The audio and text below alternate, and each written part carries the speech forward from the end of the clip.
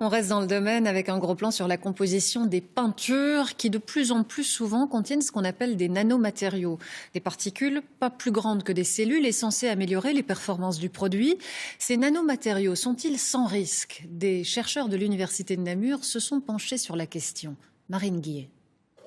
Depuis 3 ans, Julie Laloy et son équipe tentent d'en apprendre plus sur la toxicité des peintures industrielles. L'idée est venue que les peintures étaient de plus en plus pulvérisées à l'aide de pistolets. Et donc le fait de pulvériser avec ces pistolets pouvait induire des petites gouttelettes qui sont invisibles à l'œil nu. Dans ces gouttelettes se trouvent les nanomatériaux, ces petites taches blanches 10 000 fois plus petites qu'un cheveu. À cette échelle, la matière acquiert de nouvelles propriétés.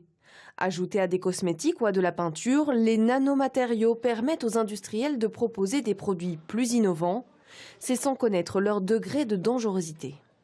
Il n'y a pas de législation actuellement, sauf dans certains pays. La Belgique est un des premiers pays à avoir aussi légiféré. Donc il y a une obligation pour les producteurs belges de nanomatériaux ou pour les producteurs étrangers qui mettent des nanomatériaux sur le marché belge de s'enregistrer auprès du service fédéral. Afin de mener ces analyses, l'Université de Namur s'est associée avec un fabricant de peinture. Cela fait des années que la concurrence ajoute des nanomatériaux à leur composition pour rendre les peintures plus performantes. Mais pour cette entreprise namuroise, pas question de jouer avec la santé des consommateurs. N'ayant pas suffisamment d'informations sur la toxicité, nous ne voulions pas être responsables d'ici peut-être 10 ou 15 ans de maladies chez nos utilisateurs. Donc on a préféré s'abstenir jusque-là. Et dans des cas précis, les résultats de l'étude sont concluants. La présence de nanoparticules n'induirait pas de risque pour la santé du travailleur qui pulvériserait ses peintures. En absence de certitude, certains choisissent des alternatives plus naturelles. Marthe propose dans ses ateliers de créer une peinture à base de lait. On s'intéresse aux ingrédients du pain, pourquoi pas s'intéresser aux ingrédients de la peinture. Et bien sûr, il allait de soi que je n'allais utiliser que des ingrédients naturels.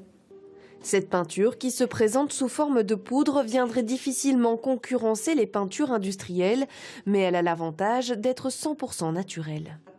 La peinture que je propose, c'est vraiment une peinture où il y a le lait en poudre, la chaux. La chaux et caséine vont toujours très très bien ensemble, chimiquement. La craie, qui donne un côté très crayeux et très, très mat. L'argile, bien sûr, comme poids, qui donne du poids à la peinture. Et les pigments. Sans test de toxicologie obligatoire pour les peintures, mieux vaut écarter celles aux solvants et privilégier les peintures à l'eau, toujours en se protégeant grâce à un masque.